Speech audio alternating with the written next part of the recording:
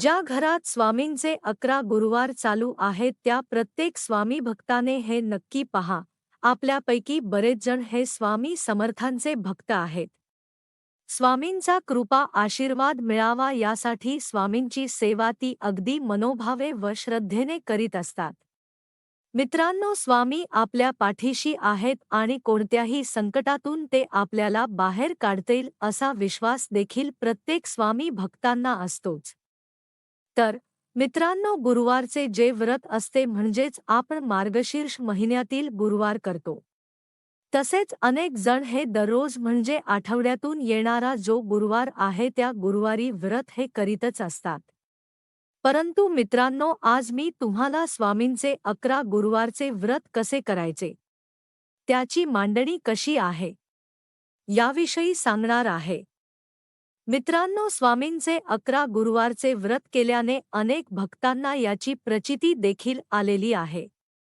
तर मित्रांनो, स्वामी समर्थांचे 11 गुरुवारचे व्रत कसे करायचे हे आपण जाणून घेऊया. तर मित्रांनो, आपण ज्यावेळेस स्वामींचे 11 गुरुवारचे व्रत करणार आहोत त्याच्या अगोदर आपणाला संकल्प करायचा असतो.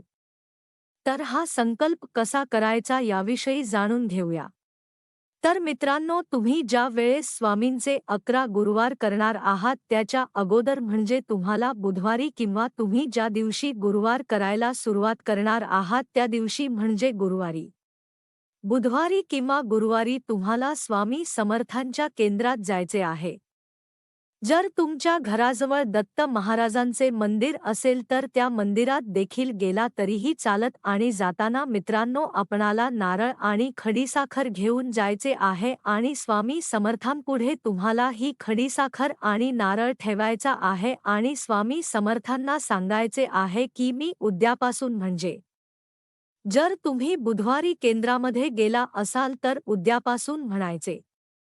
जर तुम्ही गुरुवारीच गेला असाल तर आजपासून तुमचे 11 गुरुवारचे व्रत करायला सुरुवात करणार आहे. तर ही सेवा मी मनोभावे करीन आणि तुमचा आशीर्वाद माझ्या पाठीशी राहू दे असे आपण स्वामींना सांगायचे आहे. तर मित्रांनो, असा हा संकल्प आपल्याला मंदिरात करायचा आहे आणि घरात आल्यावरही आपणाला संकल्प करायचा असतो. तर मित्रांनो, प्रथम आपणाला पूजेची मांडणी करून घ्यायची आहे. म्हणजे तुम्ही स्वामींचे 11 गुरुवारची व्रत करणार आहात त्याची व्यवस्थित मांडणी करून घ्यायची आहे.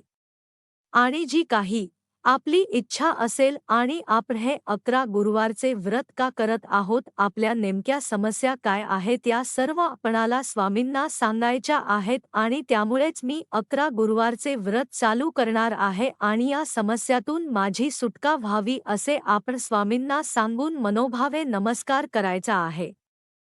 आणि मित्रांनो, अशा पद्धतीने आपण आकारागृहाची ओळख करायला सुरुवात करू शकतो. त्यानंतर या काळामध्ये आपल्याला घरामध्ये वादविवाद करायचे नाहीत आणि शक्यतो गुरुवारच्या दिवशी जेव्हाही आपण स्वामींची पूजा हे व्रत करणार आहोत तेव्हा आपल्याला घरामध्ये वातावरण हे शांत ठेवायचे आहे. त्याचबरोबर या दिवशी बाहेरचे नाही आपल्याला खायची नाही म्हणजेच बाहेर आपल्याला जेवण्यासाठी कुठेही जायचं नाही आणि घरामध्ये हे आपण जर मांसाहार करत असाल तर या दिवशी चुकूनही मांसाहार करायचा नाही. तर मित्रांनो, असे हे काही नियम आहेत हे पाळून तुम्ही जर 11 गुरुवार किंवा 9 गुरुवारचे व्रत केले तर स्वामींचा आशीर्वाद तुम्हाला नक्की प्राप्त होईल.